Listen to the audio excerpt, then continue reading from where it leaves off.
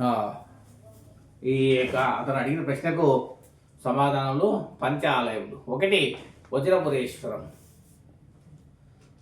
చాలామంది ఈ యొక్క పంచభూత ఆలయాలు అంటుంటారు. కాదు, పంచభూత ఆలయాలు వేరు, ఈతడు నిర్మించిన ఆలయాలు వేరు. ఇవన్నీ చిత్రకూటపురం అంటే కర్ణాటక ప్రాంగణంలో ఇవన్నీ ఉండినాయి ఒకప్పుడు.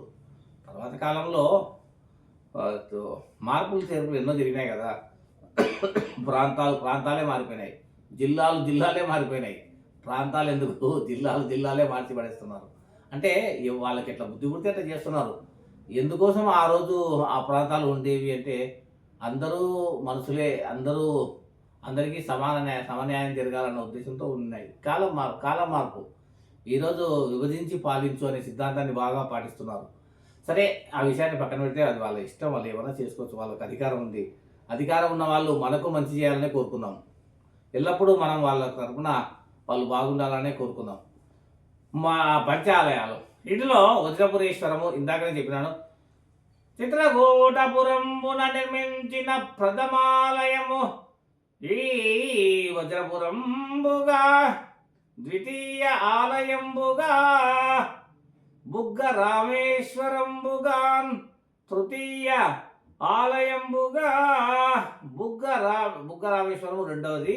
మూడవది, ఈ భారతదేశ చరిత్రలో కనీ విని ఎరుగని రీతిలో ఒకే ఒక ఆలయం ఉండేది. ఇప్పుడు మొట్టమొదటి శతాబ్దం. దాని పేరే త్రికూటాచలేశ్వరము. అద్భుతము. ఈ అద్భుతమైన ఆలయం ఇప్పుడు లేనే లేదు, కానీ ఒకప్పుడు ఉండేది. త్రికూటాచలేశ్వరము. నాలుగవది ఓంకారేశ్వరము. ఐదవది మనకందరికీ తెలిసినటువంటి బాలాపురము. ఈ బాలాపురం గురించి ఎన్నో సందర్భాల్లో చెప్పినాను. ఈ యొక్క ఈశ్వరుడు బ్రహ్మ యొక్క అనుగ్రహం చేత విష్ణువు కోరిక మేర బాలబ్రహ్మేశ్వరుడుగా అవతరించినటువంటి ప్రాంగణము బాలబ్రహ్మేశ్వరాలయం.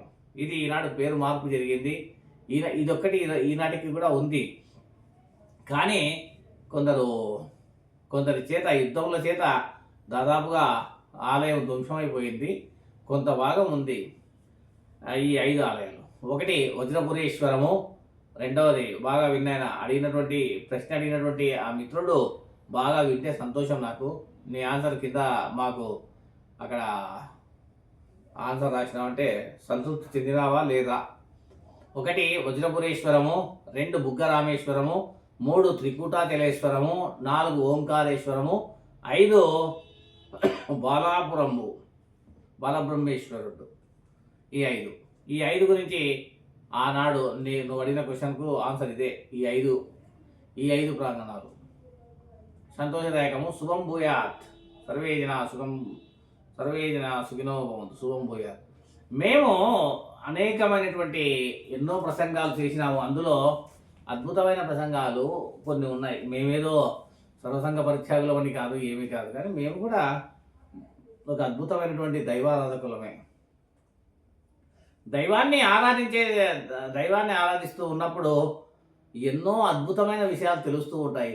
ఆ అద్భుతమైన విషయాలను మా యూట్యూబ్ సోదరులతో పంచుకోవడానికి మేము ప్రయత్నం చేస్తూ ఉంటాము. ఈ ప్రయత్నము అతి చిన్న ప్రయత్నము.